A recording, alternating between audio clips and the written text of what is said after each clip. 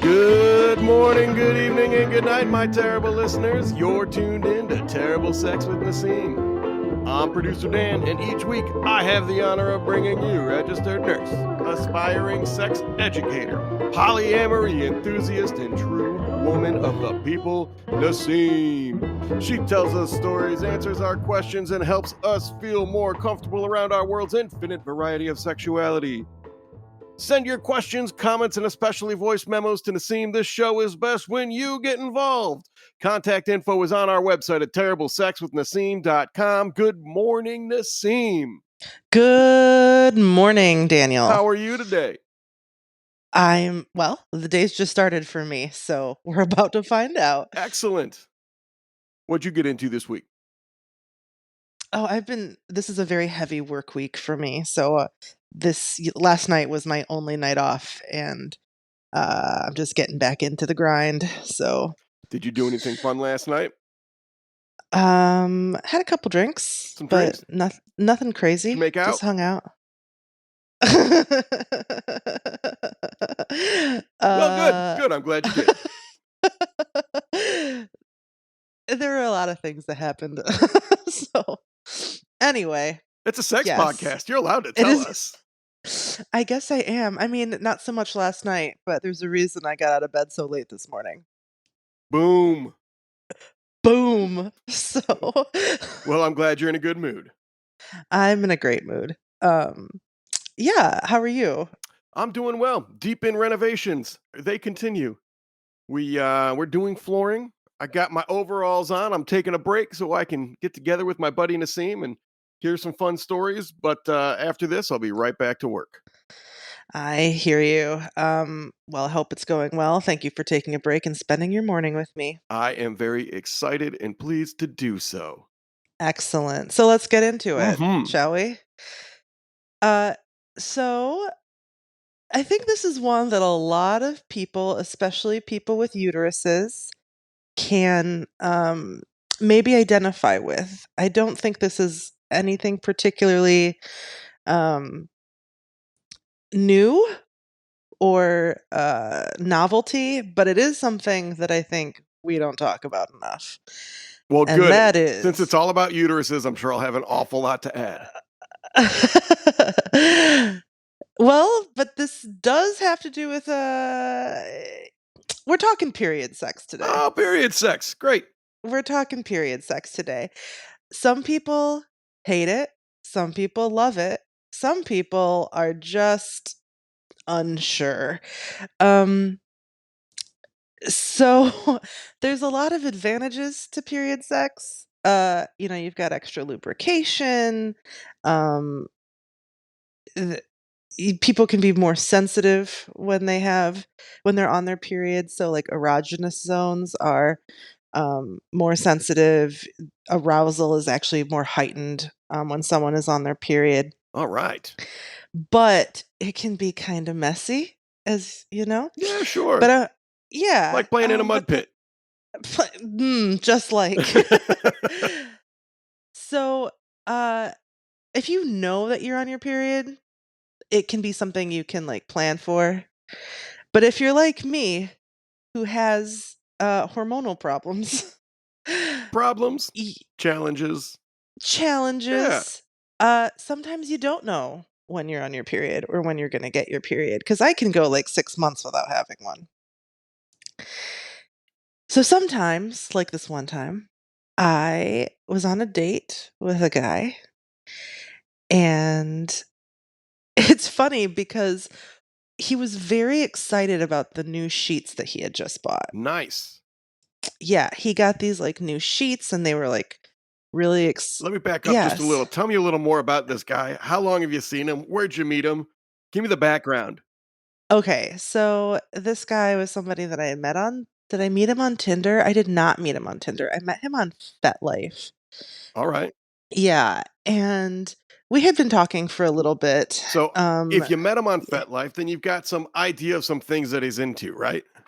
Sure. Yeah. It was going to be impact play session was what was the intention, and And can then you we were explain what that also is a little bit? Sure. So, impact play That just mean is you're a type. smacking each other around Not quite, but sort of. So it's always with different consent? depending with the consent, yes.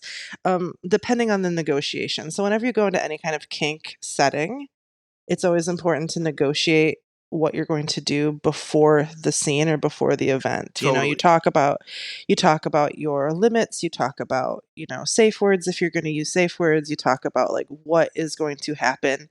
Um, Implements or tools or accessories if you're going to use those and what they are. But it's always within the context of, that relationship and that negotiation. Totally. Because when you And get into play like that, there's you need to know. I assume I'm asking you. I assume it's because you need to know exactly what the other person is expecting. You don't want to find out that somebody hates whips after you hit them with your 8 foot long bullwhip. exactly, right? You can talk about like some people want to know exactly what tool they're going to use.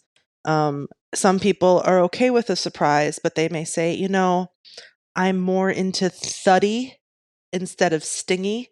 So, they might use a paddle. They might prefer paddles over like a whip. It doesn't, they're okay with the surprise of what kind of paddle, just don't use a whip on Right. They me. just might That introduce a kind. range of possibilities that they're okay with. Exactly. Exactly. Thank And you. then, yeah. So we were going to do an impact play session, but, intercourse was also on the table. Anyway, so I meet up with this guy, and he was really excited about these new sheets that he had gotten, um, because they were like some sort of special edition. I want to say they were like Spider-Man sheets or something. I There don't is know. nothing hotter than starting a session off with your limited edition Spidey sheets. Yeah, I don't remember. They were some sort of superhero sheets. I wasn't really paying attention. They were not the highlight of my evening, but he was very excited about these That sheets. is awesome. And I'm pretty sure that he didn't say he did, but I got a sense that he put them on the bed, like, especially for this evening because it was he was so excited about it. So we go, or I go to his apartment, and we, um, have, a little bit of impact play. Uh, p I'm a combination thuddy, stingy person. So my favorite is barehanded, but I also enjoy a leather belt every so often. Now, So, do you enjoy these just on the bum, you think, or all over? I prefer, uh I prefer the ass, but I also like my breasts are I just like getting hit anywhere. Um, Well, good. so, It sounds like it's a good start with a fella. yeah. Listen, I gotta tell you that I find it pretty adorable that this guy's getting on the Fet Life, meeting ladies that like to be smacked around a little, and then getting super stoked about his Spidey sheets. I think that that's really fun. It was pretty funny.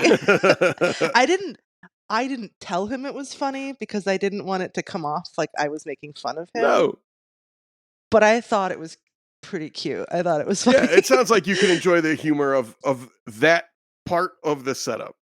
Yeah, exactly. So we do some impact play. He's used a belt on me. Um, no buckle. I'm not into the buckle, just the leather. But some people are into buckles. I'm not. So he uses his belt. He uses his hand. I think there was a flogger involved because I did bring a flogger with me. I'm I'm not even I sure have a what a kink. flogger is. Um, the only Is that example is I that a can. tool? It's a tool. So imagine like it's got a handle, and then usually there's like leather straps that come off of it. Imagine like a cat of nine tails. Okay, cat of nine That's tails. like, If I remember it, big with the Romans, short handle, long leather strappies, and kind of like yeah. 20 or so tiny whips. Kind of, yeah, and, like, so that's a style of a flogger. Okay. There are heavy floggers, which will have thicker, broader leather straps. People make floggers with rope, people make floggers, with chainmail, like, there's all different styles of floggers. Floggers basically means it's got a handle and there's multiple straps of some material. Okay. And the straps are floppy, not straight like a Yes, riding crop. Got it. correct. Got it. Thank you. Yes. You're welcome. I love a flogger. Whenever I go to a sex shop, especially, like, with Jar, I'll hold my arm out for him to, like, test it on me so I can decide, is this stingy enough? Is this thuddy enough? Is it too stingy? Is it too thuddy? So that's, like, I suggest that if you go to a sex shop and there's floggers or there's any kind of implement around, hold your arm out and use it on Now, yourself. how many floggers do you and your husband personally own? Oh, uh, I've got the glass one. I've got A glass flogger? it's actually my favorite. So it's got a glass handle that doubles as a dildo, Ooh, and then on the other side of it, it's got leather straps. my goodness. And yeah, that's my favorite. And then I have another one that's, like, really small, which I don't like as much because I think the smaller it is, the stingier it is, and I'm kinda more on the thuddy end of things. Um, I think we have, like, 3 or 4, All right. So but not like I'm a always wall's looking. worth, but No. a good several to flip through depending on your mood. Yeah, I can get absolutely, behind that. absolutely. Yeah. So anyway, and I have a go bag of, like, kink accessories that I take with me when I meet people, or when I have a scene with somebody, I bring my own implements to sort of have the other person choose from if they so want to, if they don't have their own, or to add to their own. Anyway, so we do our thing, and then I'm super aroused at this point because impact Because play, Spidey sheets. because because of the Spidey sheets. So I become very aroused from the impact play, and I'm ready and rearing to go. So at this point I was on all fours, and then I get on my back because I want to do missionary. We have sex, and then he pulls out, and I get up to go to the bathroom, and I look down, and oh no, I had my period. I got my period and didn't realize it, and I have now stained. There's blood on this man's new Spider-Man On sheets this that he man's was so limited proud of. edition Spider-Man sheets that he's so proud of. He can't just go get another Yes. set of these. I mean, he might have been able to, but I felt, 1, super embarrassed, which I'll get back to. I was really embarrassed, and 2, I just felt really bad, like, "Oh, no." I didn't know. Had I known, I would have been like, "Let's put a towel down first," or we would have talked about the fact that I was on my period, like, maybe we wouldn't have had sex. Maybe we wouldn't have had a session at all. I don't know, Sure. because some people aren't comfortable with period sex for a variety of reasons. I'd say Um general rule of thumb is keep the surprises during sex to a minimum. Yeah, yeah. Informed consent, Right. folks. So I I'm apologizing profusely. He's like, "It's fine," and it clearly was not fine. Right. Were there tears in his eyes? There were not. There was just, mm, quiet stoicism. Solid. So Solid way to handle that. yeah, no, he was like, "It's okay. I'll just soak them in some cold water and whatever." And then, um, later I texted him and I was like, "Well, how are the sheets?" I was so concerned with the sheets. Well, I think that that says And a lot about you and what you're bringing to the table as a partner or as a play buddy. Like this guy clearly cared about these sheets and you're following up to see how they're doing. yeah, Same thing and as if you fell off the bed and hurt his cat. You'd follow up and make sure his cat was okay because he cares about the cat. that's true. That is very true. he said, because he had put them in the wash, and then he said, if they don't come out, and then he sent me a link to where he bought the sheets with the expectation that I was going to replace them, which I kind of felt, mm, no, but I guess I was luckily it did come out. He Okay. was able to clean them. What was the price point on these sheets? Did you ever even look? I think they were like $80 All or right, so it something. wouldn't have put you in It the wouldn't have broken poorhouse. the bank. No, it wouldn't have broken the bank, but like still more than I want to spend on a set of sheets that I'm not going to own. Would you have traded them for the stained one so that maybe you had your own Spidey sheets that maybe you just flip the sheets over so the stain's at the bottom of the bed and you never see it? I don't know if my husband would have appreciated Yeah, that's that. fair. That's fair. Okay. So it's just awkward. It was awkward, but it wasn't bad. Um and it's just funny when you don't know that you're on your period. And because, some people are able to track it. A lot of people can track their periods, but a lot of us, because I have polycystic ovarian syndrome, PCOS, I don't get regular periods.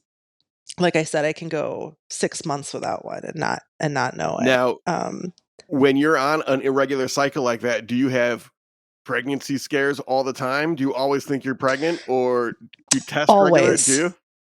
Yeah, well, it's a funny thing because I either always think I'm pregnant or my brain's like, "You have PCOS, you can't get pregnant," which is totally not Not true. true. But it's not For the true. record, not true. You you can get pregnant with PCOS. It's just, the timing is just a little bit I different, or it might be a little bit more Right, I challenging. think that we can say in general, if you've got a uterus and are sexually active, you can get pregnant. No matter what anybody ever told you about anything that you ever have, if you've got those two things, be prepared to get pregnant.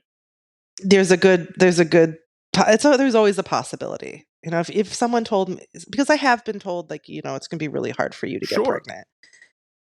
I still think every time it's really funny because every time I do bleed, I think maybe I'm pregnant because when there's something called implantation. So when the embryo attaches to the uterine lining, you get that's Right. implantation and you can get bleeding from that. So if I haven't gotten my period in, 6 months and then suddenly I get a little bit of spotting, I'm like, "Oh god." Is now the time? And then I'm always trying to track, like, when was the last time I had unprotected sex? And then I count, like, 2 weeks from that time, and then I take a test, Yeah, is usually how I do that things. sounds reasonable. Is it totally accurate? No. Am I guessing most of the time? Yes, but that's where my brain is. Yeah, so I kind of always think I'm pregnant, or I never think I'm pregnant. It's weird. So, um, but another thing that happens when people either don't know that they're on their period or that they forget that they're on their period. Surprise, Dan, this is gonna be a two-story episode. What? Ba, ba, ba, ba, Uh ba! This one goes out to you, our terrible listener. Bonus story. bonus story, it's not my story even, this is somebody else's story. When I was in college, there was a girl, a woman, who, was on her period, and she put a tampon in. I don't know if she got drunk or what happened, but she forgot that she was on her period. And then she went to a party, hung out with her boyfriend, and ended up having sex with him while she was on her period, while the tampon was still in because she forgot to take the tampon Oh out. my goodness. This also happens a lot. Really? Like, more, not a lot, but more than you would think. I've hung around with a lot of dudes that have done a lot of dumb drinking, and I'm surprised I haven't heard anyone tell me that before. Yeah, I don't know if he knew that that happened. I don't know if the Hmm. boyfriend knew, but she later was like, "Oh, no." So, she ended up having our other friend dig it out for her. Yeah, good. She got a buddy. Get in there and She's solve the problem. Yeah, Cheaper than exactly. a trip to the ER. Cheaper than a trip to the ER, absolutely. That's not an ER visit I ever wanna make. No. Oh, No. none of them really are. Anything None of them really are, but if there's something that's stuck in an orifice of my body because of either stupidity or a good time, or often the case both, not really something I wanna, have a physician be privy to, particularly if I'm working at that hospital. I could see how that would be the case. Now, I will say that if anyone feels like they have something stuck in an orifice and needs it removed, you should go get medical attention for that. We are not telling you E that that's not a good idea.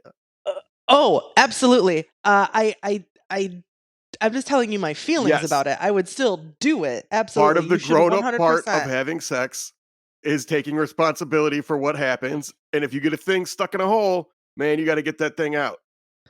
You really And do. it's going to be an awkward conversation with whoever you go to for help. But again, these are medical professionals who see this sort of thing all the time. They're used to it. It's nothing special to them. It's just another Right. It Tuesday. won't be the worst thing they've seen stuck in a hole. Absolutely. So, by all means, see a medical professional if you need one. Um, so I I actually really like period sex, kind of going back to the Yeah. topic, because of the reasons I talked about. It is For me, it's far more comfortable because there's more lubrication from the blood, and, my arousal is heightened, erogenous zones are more sensitive, like, play with my nipples when I'm on my period, and whoo, game over. Um, and also, uh, sex while on your, period can actually it can speed up the process. So you can So if you're not on your period, but you're, like, near ovulation time, or if it's a week or a couple days away, it can stimulate menstruation. Okay. If you're Yeah. So if that's something you just wanna get out of the way, by all means, get fucked. You heard it If here, folks. Get fucked. Yes. I find that if I'm on my period and I have sex, my period ends faster. Like, Interesting. yeah, so it'll last, like, 4 days instead of 6 or whatever. So, there are a lot of benefits to having sex while you're on your period. Is it messy? Can be. Put a towel down. Do it in the shower. Oh, yeah. That's always a good time if you can, physically make that happen. Slip Um, resistant mats. Big help with that. Slip resistant mats, get, like, a stool in there or something. I like that idea. Yeah, so period sex, it a lot I think that a lot of I don't know if this is true, but I feel like a lot of guys are uncomfortable with it. I think that that's probably correct. Um, but, just like any other sexual act, things can get weird and things can go wrong. And, um, I think most importantly, we have to plan ahead on some level for that to happen. If we're a partner whose partner is capable of having a period. So if you're engaging in sexual activity with somebody with a uterus, there's a chance that you're going to stimulate a period or that can happen. Be prepared and don't be a dickhead about it if and when it happens. Right. I mean, there have been people who will full out refuse to have sex if their partner is having their period. Because I think there's a stigma Totally. about it. I mean, a lot of times in many cultures throughout history, the period was considered a dirty time in a woman's, uh, life. We know that to not be true now as modern enlightened people, for the most part. For the most part. S For the most part. So, Period sex can be pleasurable for the partner as well, not just for the person having it. Absolutely. So, But yeah, I do think, one, if it freaks you out, you're allowed to acknowledge that. And you're allowed to absolutely. acknowledge that, but you should also own it and recognize, I don't think it's because you're dirty. I don't think it's because it's a dirty time. This is just my own BS that I'm bringing to the table, and it's one thing that you and I have to work around, my own problems. But own it as your own problem, not as a problem with your partner for a week. Exactly. Exactly. Perfectly said, Dan. Um, so yeah, And also give it a try if you haven't, because that's what grown-ups do. yeah, give it a try. You may find out that you like it. You might find out you like it. There's this have you ever uh, have you ever heard of a man earning his Red Wings? I assume we're not talking about the boots.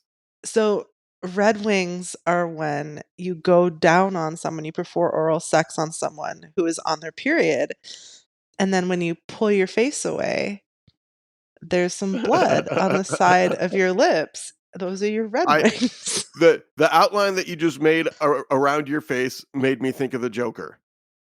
Similar. Well, fantastic.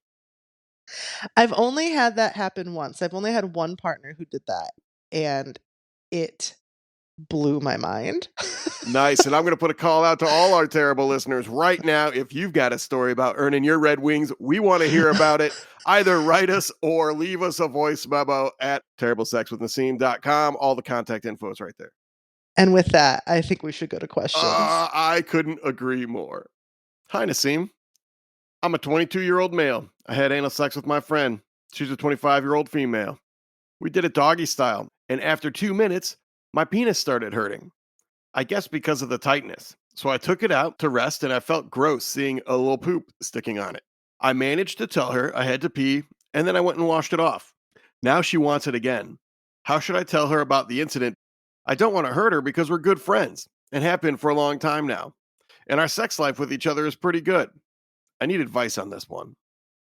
So, anal sex always comes with the risk of a little bit of feces on your dick. Um, it's kind of Or a fingers or tongue or whatever um, you're putting in there. or whatever you're putting in there. There's always a possibility. Um,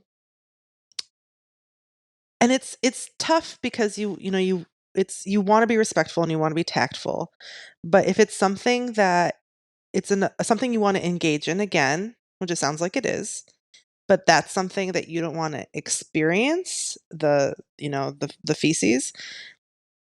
I think if you're such good friends, which it sounds like you are, I think just being honest about it and saying, "Hey, this isn't a you problem. This is just sort of what happens with anal sex. If we're going to do that again, can we plan for it? Um, can can we plan to have this experience? Can we set a date for anal? And when we do that, is it possible for you to maybe do a little prep work before? Just because that aspect made me uncomfortable. I really want to do anal with you again. I had a lot of fun. I think you're great and amazing. But that one thing just made me a little uncomfortable. And would you be okay if, like, maybe, you know, taking a shower first, or um, if you're planning it, maybe a day out or 8 hours out, maybe like switch to a clear diet or something, or drink a lot of water. Um, I know when I have had anal in the past, or thought I was going to have anal in the past, I personally, because that's something that made me really self conscious, I didn't want to shit on some guy's dick. It's happened. Um, but because that's just sort of the nature of the game. But what you can do is um, prep work can look like fasting, which, depending on what your metabolic and dietary needs are in your health, you that may or may not be appropriate.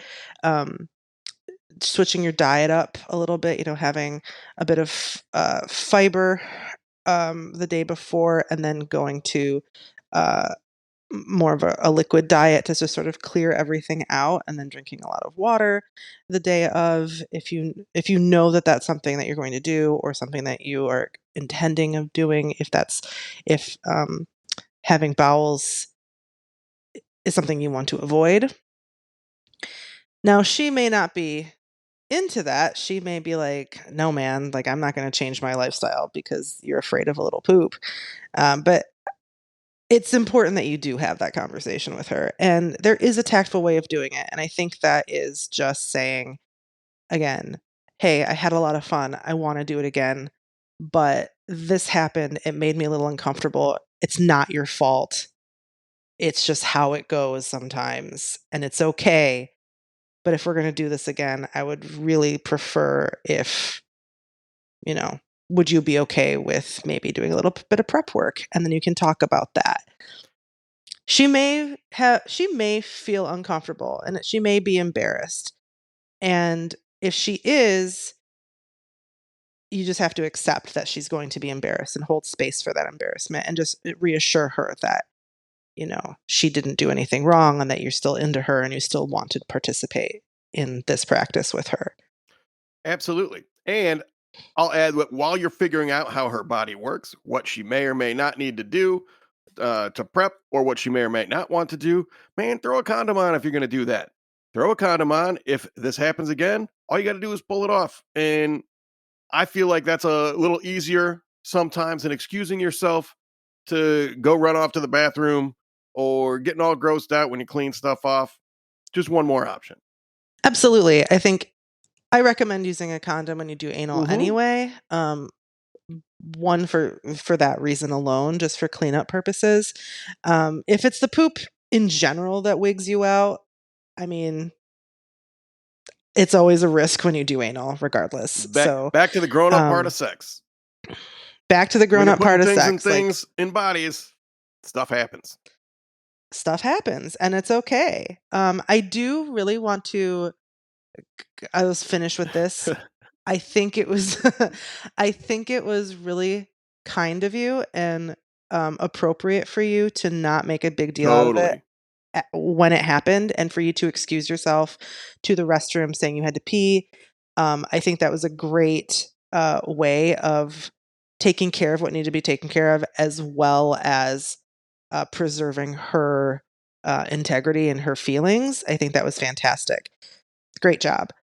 But I do think going forward, it should be a conversation that you can be a little bit more open with, about that potential outcome.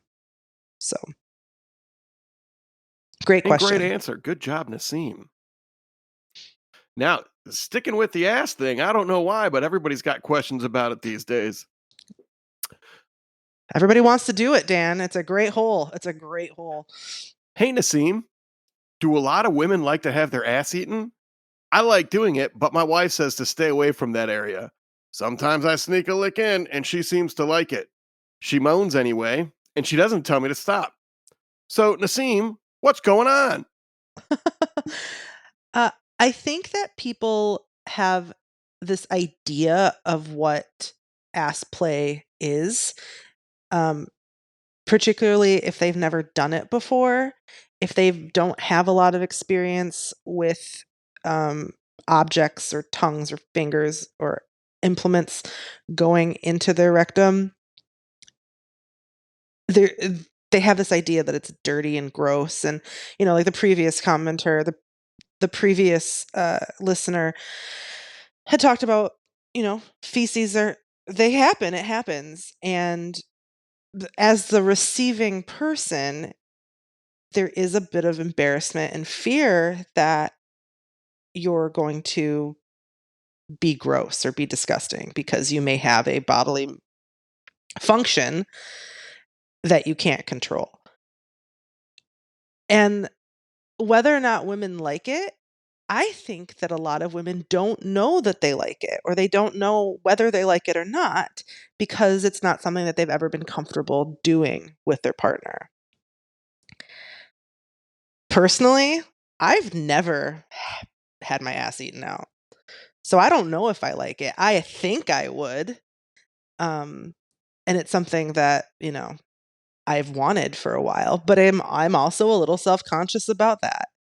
Uh, your wife, I think, probably does like it, but she doesn't realize that she likes it because of, preconceived notions, stigma, the fear of being considered dirty. Um, and that's probably a conversation you guys can have. Like, hey, I've noticed that when we've played around, I've, licked your asshole and you seem to enjoy it.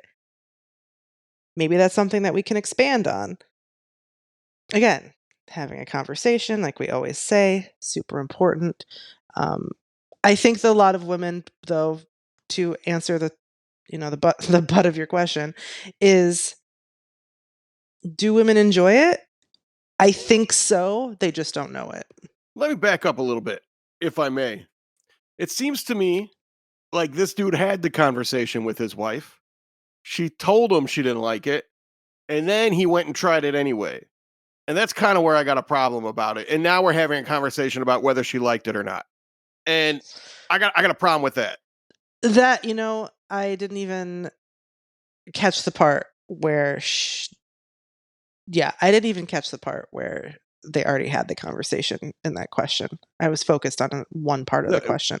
Which I think is Um and I think your answer was great, but I think one, if you've had the conversation and she said, I don't like it, you shouldn't do that. Two, that is true. Very if correct. Yes. in the moment it seems like things are going that way and she might have liked it, you stop and you say, I'm into this. Are you into this? Does this feel good? Can I continue? That's the time to ask if we're deviating from what has already been agreed upon. If that is okay Correct. in your relationship, I assume with a wife, you've had a lot of communication in the past. If this is a new partner, don't go creeping up to a line that they've already said don't cross. That's super important. And I'm really glad you brought that up, Dan.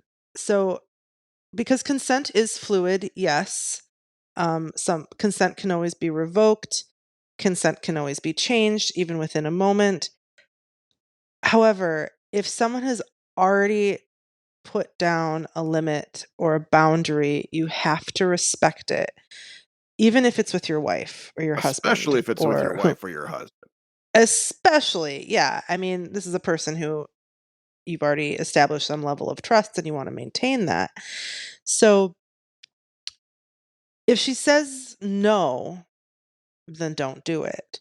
Now, like you said, Dan, if you're approaching a certain type of intimacy or and she seems like she could be into it, that's a great time, a great opportunity for you to ask again. Say, hey, I think that you're going to like this. Can I try like tonguing you just for a little Or bit? say, I really like this. Use the I statements more than the you statements.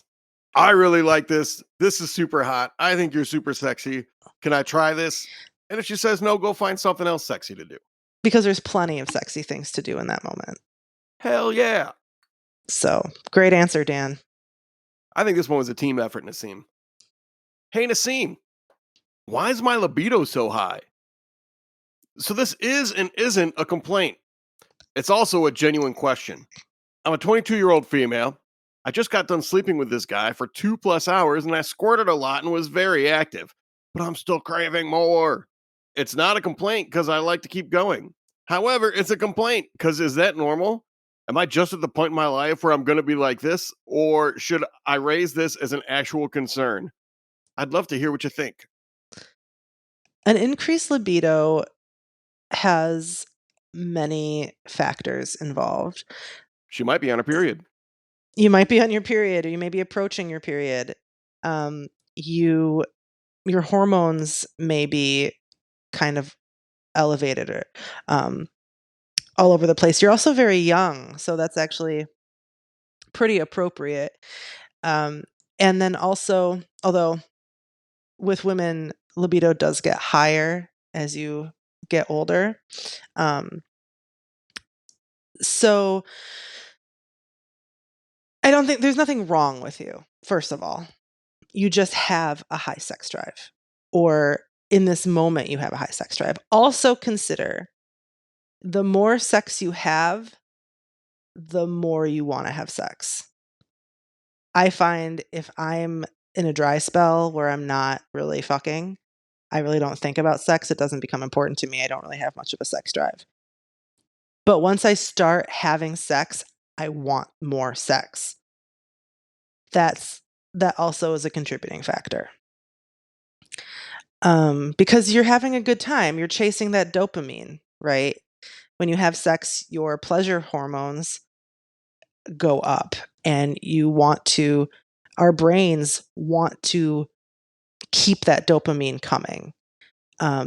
So you're chasing that feeling, you're chasing that high because it is a high. So it makes sense to me that you would continually have this high sex drive, even after just having a wild, sexy night. There's nothing wrong with you. I think that's a great answer. I'm glad it meets your approval, Dan. It certainly does. Not that mine matters at all. I hope it meets the terrible listeners' approval. Hey, Naseem. I'm just wondering if men like playing rough with balls.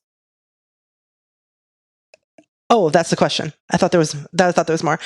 It really depends on the guy. It really depends. Everybody's got their different thing. I have a partner who loves to have his balls played with. Loves it.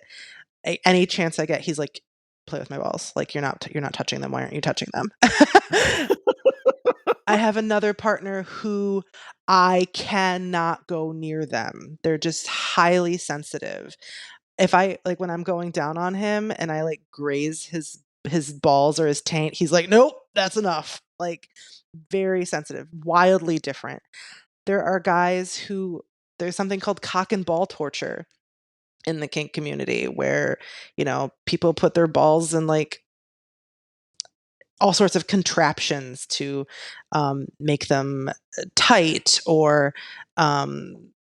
twist them and play with them. They'll stretch the skin. There's lots of things that people like, but it's not for everybody.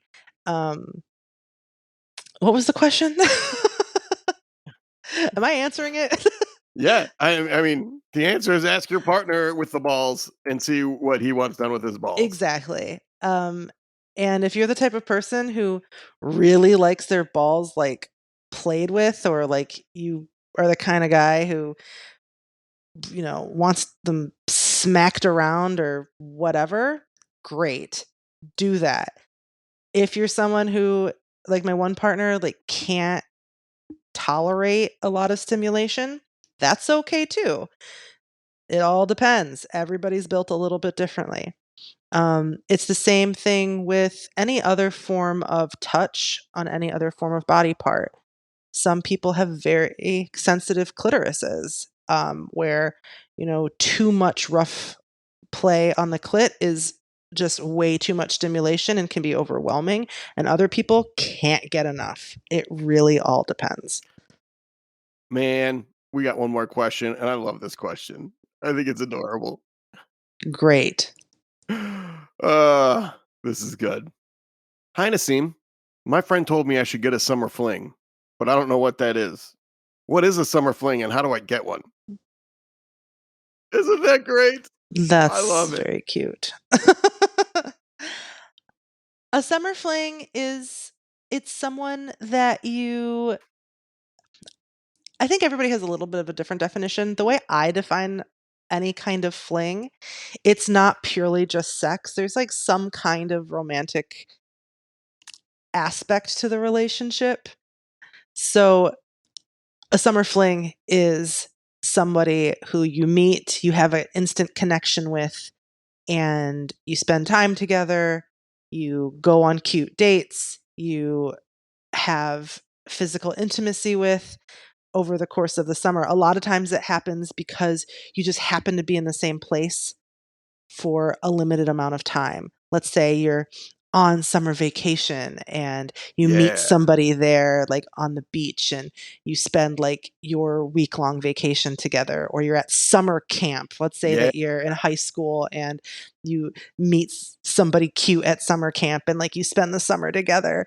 Um, Or at a and carnival or or at at the a fireworks. Yeah, and you just spend, like, that time. It's a limited time. You both know that this isn't going to last indefinitely, but you're just having fun for a short amount of time, and it ends, um, because of circumstance. It happens because of circumstance, and it ends because of circumstance, and it's, uh, in an ideal world, I know we don't live in an ideal world, but in an ideal situation, it would be positive for both parties, and you would end maybe being friends, maybe never speaking together ever again, but at least having a positive, amicable end to the relationship. They're fun, they're footloose, they're fancy free, and God, I love a summer fling. Man, I got a good summer fling story. Oh, do ya? I do. My summer fling, I had just turned 16, and I think I either that day or like within a couple days, I had just gotten a car, my first car. My dad loaned me $500 for the car, but I had to get a job first. So recently employed at the McDonald's so that I could get a $500 loan, and I paid my dad back $50 from every paycheck. So I just got a car, and me and a buddy, maybe a couple buddies, went to the the summer carnival in the town I grew up in, which is right next to the lake. So I'm at the summer carnival, and man, I met a girl, and she was really nice and really cute. And she went to a school across town, so we weren't at the same school, but we were from the same town. And we hung out that night at the carnival with all the rides and stuff. I'm sure we rode a couple rides together. And then we walked across the street to the lake and we jumped the fence. She was cool enough. I was like following her. She was cool enough to be like, let's jump this fence. So we jumped the fence and then went and sat on a dock at the lake while it was at the beach while it was closed. So we had the dock all to ourselves. And pretty sure we never kissed, but we talked on the phone a fair amount after that. We hung out a few times after that. I do believe we're still Facebook friends. I still see her around town every once in a while. Um, but man, like the warm fuzzies that I get from that summer night hanging out at the beach on the dock all by ourselves. That's something out of, like, a teen romance novel. I Totally. love that. That's Yes. a great example of a summer fling too, because flings don't have to be sexual. They can be purely just fuzzy feelings and having a good time with someone that you connect with. Yeah, I it was awesome. I love that. I love that. And so, yes, find yourself a summer fling. I think the other thing that a summer fling has is they're outside of your social circle, and it's only possible. And you said it like at vacation or something, but even this, she was just at a different school, which means I would never have met her except for summertime, except for like at a big festival like that.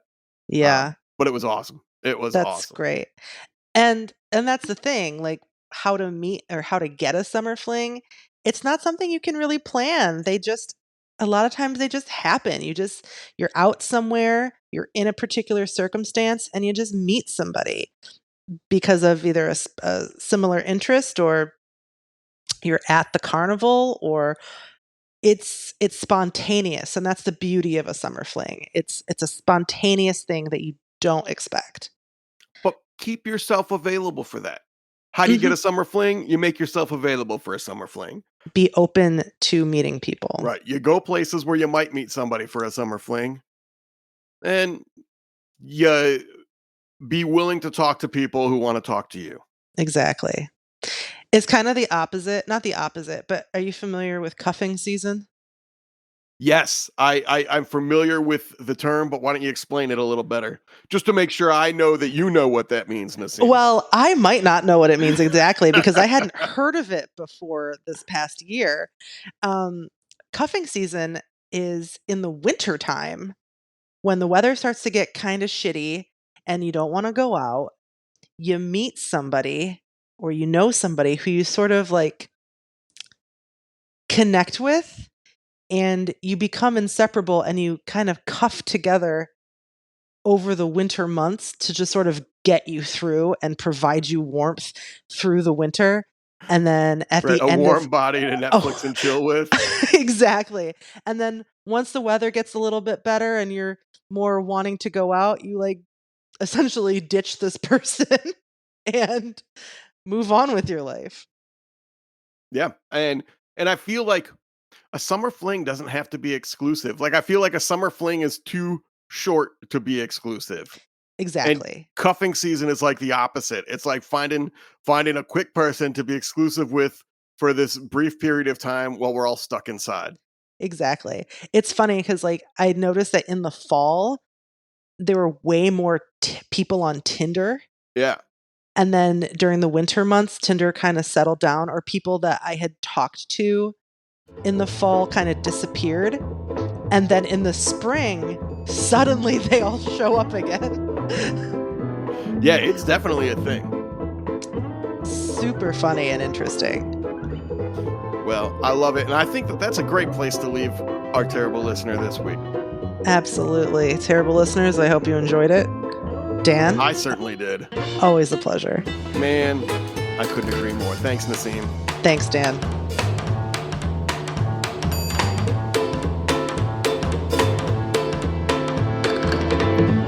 Naseem wants all her terrible listeners to know that although she is a medical professional, she is not your medical professional. This podcast is not medical advice. If you want medical advice, please seek out your very own healthcare provider. Terrible Sex with Naseem is part of the Terrible Podcast Network.